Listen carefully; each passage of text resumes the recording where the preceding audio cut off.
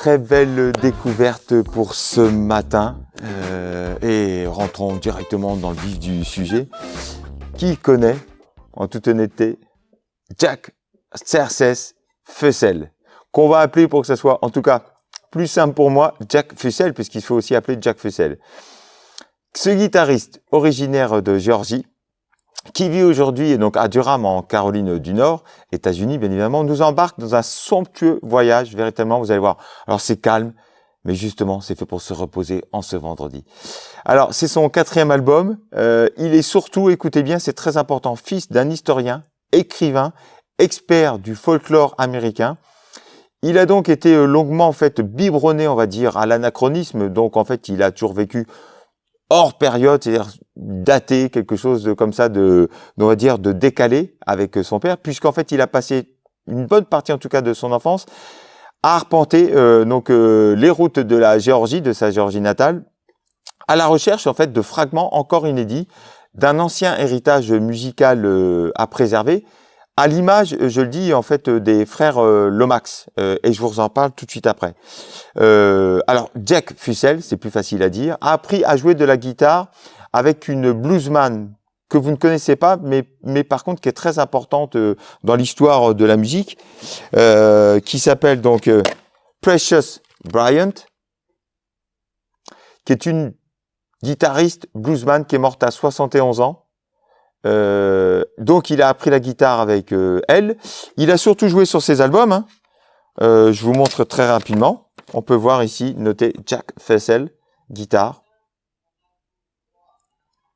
Donc c'est vrai qu'il est avant tout guitariste, mais c'est surtout un conteur hors pair. Donc je disais Jack Fessel, c'est volontairement, oui, pardon, sali les mains. Voilà, parce que on dirait, alors je dis salis les mains en fait dans ce folklore américain, dans cette musique américaine. Pourquoi je dis salis les mains? Parce que je suis allé voir en fait qui il était, et c'est vrai que à le voir comme ça, on dirait plutôt réparateur de vieux trucks que musicien. Voilà. Alors c'est vrai que souvent, je pense qu'il est souvent comme ça habillé très simplement, le plus simplement, voilà. À l'image de sa musique, on va l'entendre. Mais c'est bien, c'est bel et bien, je vous le disais, un conteur hors norme, comme on en fait peut-être de moins en moins dans la musique américaine. Alors cette fois-ci, donc sa folk music, puisqu'il est question de folk music, va vers des contrées encore un peu plus ancrées dans l'americana profonde, du fait en fait de 6 reprises, donc très très peu connues du répertoire donc traditionnel américain. Vraiment très peu connu. Alors, ce sont même des chants à la base, mais il y a aussi en fait trois compositions instrumentales personnelles. Alors, on se situe musicalement entre Nick Drake, souvent je le cite, et Bert Jansch. Alors, je vous remonte un album de Nick Drake, ce chanteur pop folk, voilà, malheureusement décédé, qui était déprimé, qui était paranoïaque, pardon, mais aussi que vous connaissez peut-être moins. Moi, j'aime beaucoup Bert Jansch. En fait, c'est un Écossais de 67 ans. J'aime beaucoup sa musique. Là, on se situe dans cette folk assez calme. Bert Jansch, pour ceux qui connaissent pas. Donc, tout ça pour vous dire donc que c'est intime, que c'est tout en retenue, que c'est tout en élégance, je trouve. C'est un disque de conteur, hein, voilà, somptueux, bouleversant, tout en maîtrise. C'est d'une délicatesse et c'est surtout bourré de références du fait de ses reprises. Alors, on va débuter avec justement une adaptation, écoutez bien, des Harper Brothers, datant de 1883. Non, je me suis pas trompé dans la date.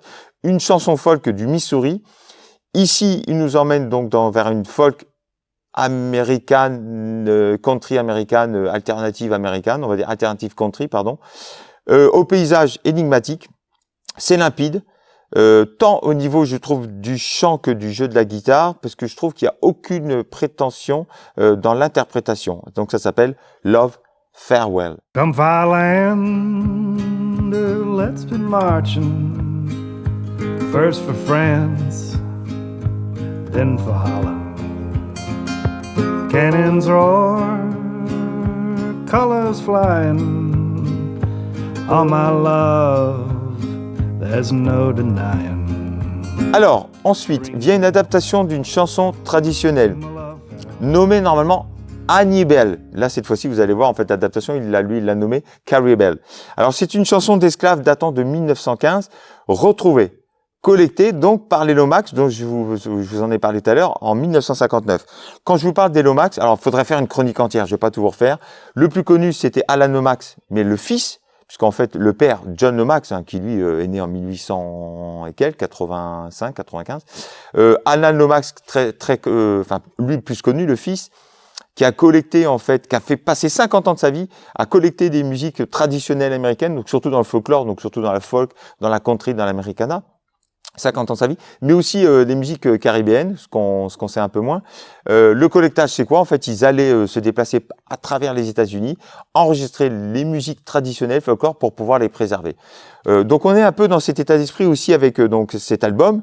Donc, n'hésitez pas à aller voir l'histoire des Lomax. Hein, je vous conseille, c'est très enrichissant.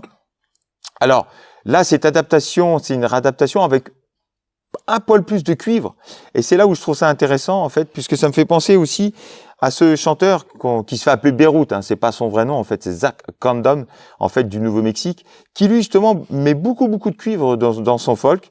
On est voilà dans cet état d'esprit, donc là il y a un jeu de guitare et aussi une mandoline qui renforce cette couleur folk latino-américaine. C'est très original, donc je vous le disais, l'origine qui s'appelle Annie Bell, là cette fois-ci il l'a nommé Carrie Bell. I said I'll never get drunk anymore.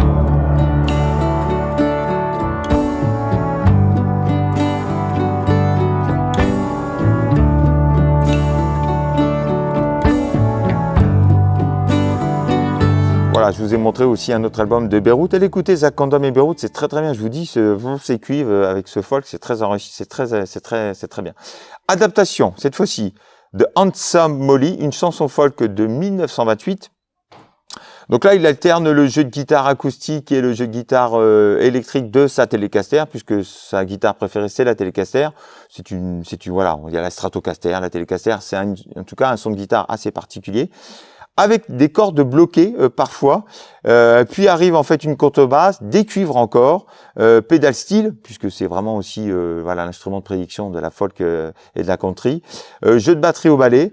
La tradition, moi je trouve, est respectée, mais avec cette fois-ci une touche de modernité et toujours encore jamais démonstrative. Calme, voilà, Breast of Glass. Don't you remember, Molly? You gave me your right hand. You said if we ever married, I would be the man, I'd be the man.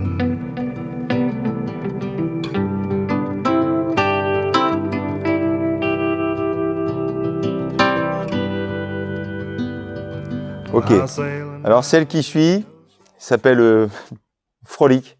Donc rien à voir avec les croquettes pour chiens, c'était trop facile, mais bon, souvenez-vous, pour les plus anciens comme nous, oui.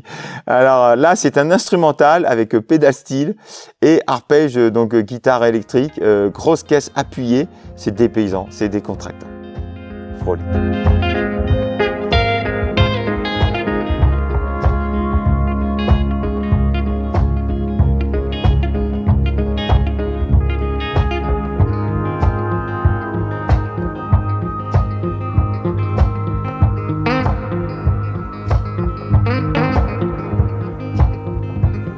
Alors, adaptation cette fois-ci d'une ballade de Caroline du Nord, traditionnellement jouée au banjo dans 1965.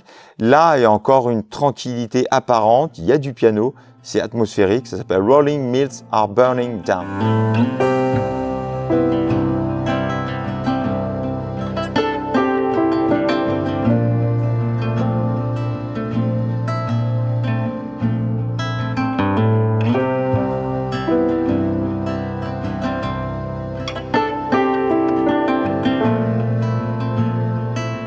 Voilà, comme on disait avec David, toute cette musique old time, musique aussi des Appalaches, je vous conseille d'aller voir sur Wikipédia toutes ces différences quand même qu'il y a dans la country folk américaine.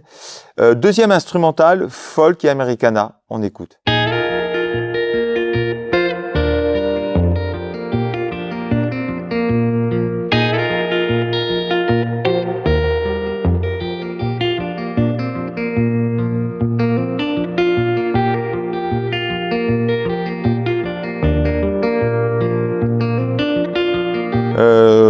Voilà, oui, alors je le répète, hein, les instrumentaux sont des compositions que lui il a fait.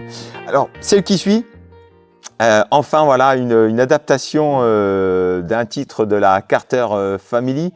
Alors vite fait, qui était la Carter Family? Donc voilà, un groupe très connu dans la folk et la country américaine. Alors, les trois principaux, voilà, on va dire musiciens, chanteurs de la Carter Family. Alors, il a un petit peu mangé par l'étiquette, mais ici on trouve AP, en fait, pour Alvin Pleasant Carter. On retrouve à ses côtés, en fait, sa femme Sarah, ici. Par contre, la troisième n'est pas la fille. Souvent, en fait, on croit que c'est la fille, mais en fait, c'est la cousine Mabel. Voilà, puisque sa femme, avant de la connaître, en fait, jouait avec sa cousine Mabel. Donc ça, ce sont les trois principaux musiciens de la Carter Family qui va évoluer au fur et à mesure du temps. On est dans la country américaine, folk américaine des années 30 et 40 avec la Carter Family. Donc ici, une adaptation de la Carter Family. C'est un conte, en fait, c'est une épopée maritime de plus de 9 minutes où il évoque en fait le destin d'un capitaine s'abordant en fait son navire, son équipage, même pour obtenir les faveurs en fait de l'ennemi. Donc il réinvente en fait cette musique, ce bouleversant récit, on va dire ça comme ça, la tristesse du naufrage auto-infligé donc par le capitaine et qui se répète et qu'on comprend qui se répète beaucoup dans le motif du refrain. On écoute ce titre-là, The Golden Willow Tree. He bowed on his breast, and away he swam and he swam till he came to the Turkish reveille. She sailed in the low and lonesome water. As she sailed in the lonesome. Voilà. Je disais derrière en même temps, vous voyez que famille Carter, donc c'est vrai qu'il y a la femme, la cousine, mais il y a aussi la fille de la cousine Janet Carter, il y a aussi Helen Carter, June Carter, enfin voilà, on a fini plus avec la famille Carter, que je vous conseille d'aller écouter. Donc troisième instrumental, In Florida, je trouve qu'il y a un très bon duo entre la guitare et la batterie.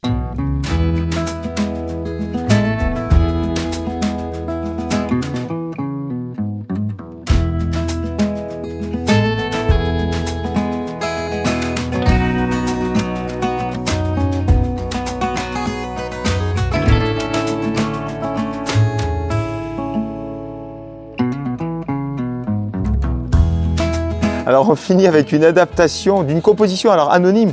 Oui, parfois on a beau collecter, il y a des musiques comme ça traditionnelles qui n'ont aucune appartenance, mais qui se perpétuent comme ça d'année en année, d'époque en époque. Et donc là c'est anonyme. C'est une chanson quand même qui daterait approximativement de 1890, donc de Virginie. Il y a un beau final, je trouve, avec le piano, guitare, cuivre, violon, violoncelle. Ça s'appelle Washington.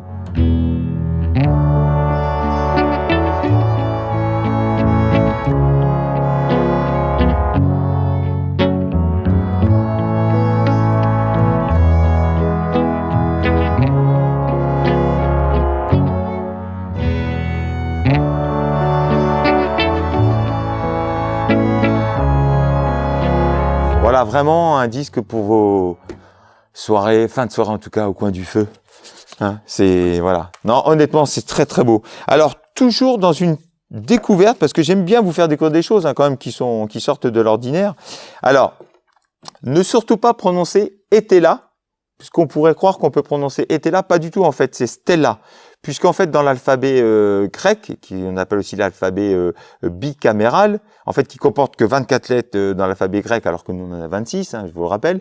7 lettres, donc la fameuse 7 lettres, en fait, donc c'est le S, qui peut s'écrire donc de cette façon, mais qui peut aussi s'écrire une forme de G un peu déformée. Je vous laisse aller voir. Voilà. Donc, vous l'avez compris, puisque je vous parle d'alphabet grec. Cette chanteuse, donc, il faut prononcer Stella, est donc une musicienne grecque. Et elle revient donc avec un deuxième album, largement inspiré donc par ses origines. Le premier était beaucoup plus électropop, mais depuis elle a signé sur le label indépendant Sub Pop, un label américain indépendant, et donc pour aller vers des contrées, pour des expériences sonores beaucoup plus intéressantes, je trouve. Elle abandonne donc les allures un peu plus électro pures pour retrouver donc les productions folk pop grecques des années 60, et ceci du fait du producteur anglais Tom Calvert, qui se fait appeler aussi Redino. Vous voyez ici, c'est marqué produit par Redino. Voilà. Et d'ailleurs qu'on retrouve, et c'est très marrant, en barde grecque ici, voilà, sur la pochette de l'album, barbe grecque médiévale, à ses côtés, elle s'est aussi représentée, donc on voit aussi Stella, puisqu'il faut savoir que Stella est donc aussi musicienne, mais elle est aussi artiste visuelle, elle est peintre, elle est performeuse, voilà, plusieurs talents à son arc, voilà. Cet album, je trouve, mélange sans compromis, donc les traditions musicales grecques et la pop moderne. Alors, à savoir que aussi ce qui renforce cela, c'est donc d'abord aussi par l'instrumentation, donc le bouzouki, un instrument traditionnel national depuis le milieu du XXe siècle, très très présent. C'est une sorte de luth à manches long, alors fretté, hein, il y a des frettes, vous savez, des petites barres métalliques qu'on trouve sur les guitares. C'est proche du zaz, donc le luth turc au niveau de la sonorité, mais on trouve aussi le kanun, qui s'écrit kanun O-U-N, mais kanun U-N, je vous laisse aussi aller voir, aller découvrir. C'est une sorte en fait de sitar, c'est un peu l'ancêtre du clavecin, on peut dire ça comme ça au niveau du son une fois encore. Donc ces deux instruments renforcent donc la couleur musique du monde. Mais alors attention, qu'on soit bien d'accord au niveau des mélodies, au niveau de la production et surtout au niveau de la rythmique basse batterie, c'est très très pop. Alors on pense aussi, je voulais vous le montrer, on pense à Creedence Bean, vous savez ce groupe en fait américain originaire du Texas. Groupe texan, originaire du Texas. Je vous en avais déjà parlé. Pour le groove world, on va dire ça comme ça. On pense aussi, alors ça pareil, je vous en ai parlé plusieurs fois, à Altingun, vous allez voir, mais aussi à Lalalar, puisque tous les deux, donc tous ces deux groupes en fait font de la musique anatolienne, donc la musique turque, pop turque. Voilà pour ces musiques où on mélange la pop, l'électro, le funk, la world actuelle. Voilà. Donc la chanteuse d'Athènes, puisqu'elle est originaire d'Athènes, nous propose un voyage, moi je trouve très intéressant, très exaltant, inspiré des pays, donc des pop songs grecs anciens, old school. Voilà. Donc la première, Up and Away, qui est aussi le titre de l'album, où elle justement on alterne la tradition grecque et la pop moderne.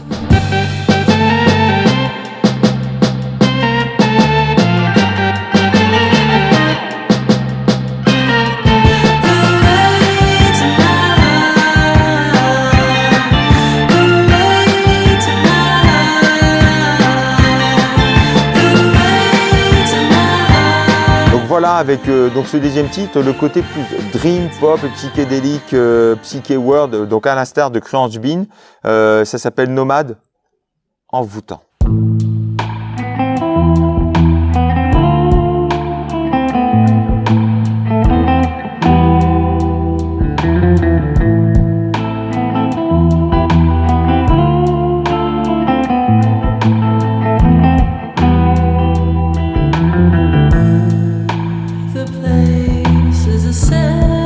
Pour ceux qui font des maths, ce sigle-là, c'est le S comme la somme. Dixit David. Voilà, donc celle qui suit, là véritablement, Maneros, là j'y retrouve le sens de la mélodie world, pop, groovy, donc de Altingun, il est ici, et ça s'appelle Maneros.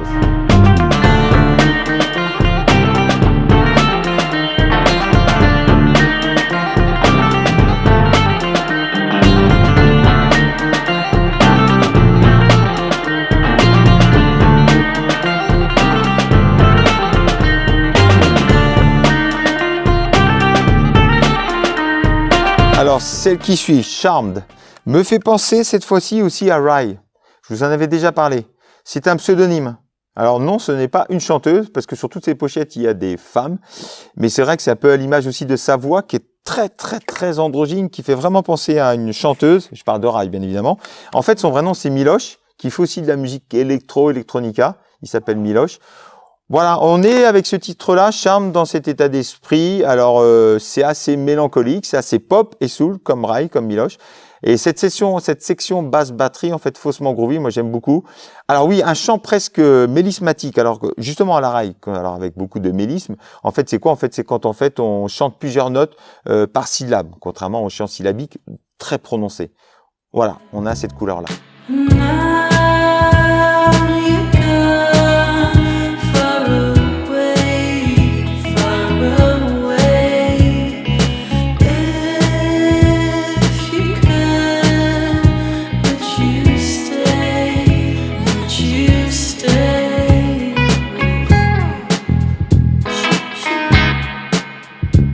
Alors encore l'influence de la tradition grecque avec donc le bouzouki, Uneven Nation.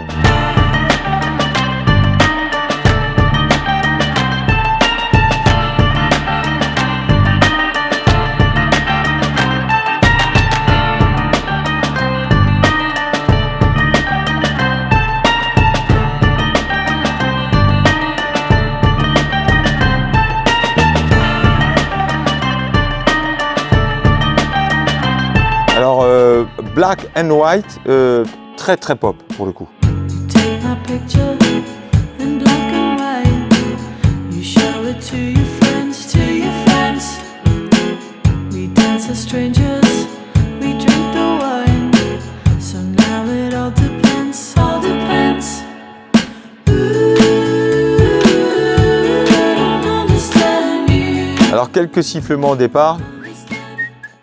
J'aime bien ces petites mélodies et encore un chant donc très très lié, d'où le mélisme aussi, et toujours cette section groove, ça s'appelle Titanic.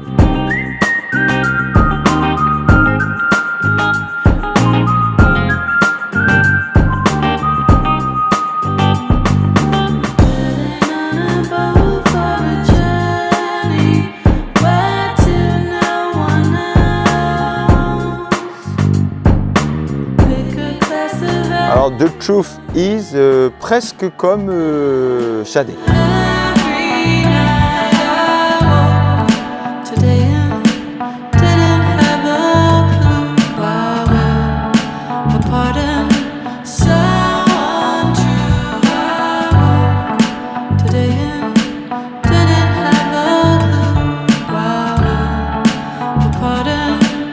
Et donc on finit avec Who Cares, ah oui, qui se soucie, eh bien moi, puisque je vous présente Stella. Belle mélodie, world pop et sensuelle.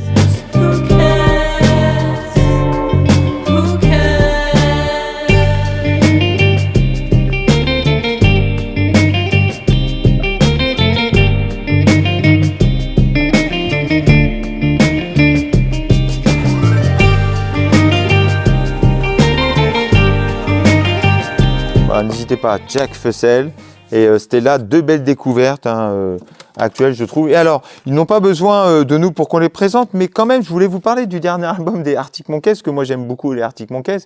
Et surtout, ce qui est intéressant dans leur parcours, c'est que, alors c'est un groupe, je vous le dis, je vous répète, je vous avais déjà présenté le premier album qui date du début des années 2000, gros carton en 2002, donc c'est un groupe qui a une vingtaine d'années. Mais il faut savoir quand même à la base, les Arctic Monkeys, c'est un groupe quand même de garage, c'est-à-dire rock assez dur.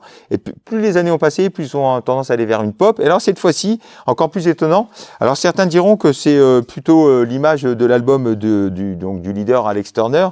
Et là cette fois-ci, ils vont véritablement vers une soul music grandiloquente avec des cordes comme ça se faisait dans les années 60. Mais moi, alors il y a eu beaucoup de critiques parce qu'ils ont dit mais que nous font les Arctic Monkeys. Mais ce que je trouve intéressant, justement, c'est ça, c'est d'aller ailleurs. Alors peut-être certes c'était un vouloir de Alex Turner, mais je trouve ça quand même très intéressant. Et alors on va quand même écouter 4 ou 5 extraits parce que moi je trouve que ça vaut le coup. Alors la première, pour moi, qui est donc à l'image de l'album et qui est la meilleure, There'd Better Be a Mirror Ball. Don't get emotional, that ain't like you. Yesterday's still leaking through the room, but that's nothing new. Vous voyez cette soul presque, moi je dirais cinématographique, on dirait presque une soul en fait, comme une BO d'un James Bond, et puis cette voix d'Alex Turner très crooner, voilà, peu habitué à ça. La deuxième, donc avec carrément même des guitares funk, He Ain't Quite Where I Think I Am. Freaky keeper by the retina scan. I've been given good reason to believe I ain't quite where I think I am, but it's always worth having. Puis encore deux titres très très soul, mais moi je trouve très bon, Jet Skis on the Moat.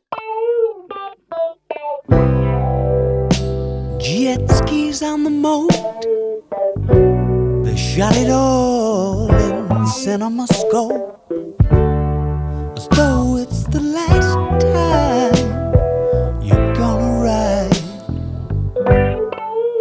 Et donc on finit avec Body Paint. For a master of deception and subterfuge, you've made yourself quite the bed to lie in.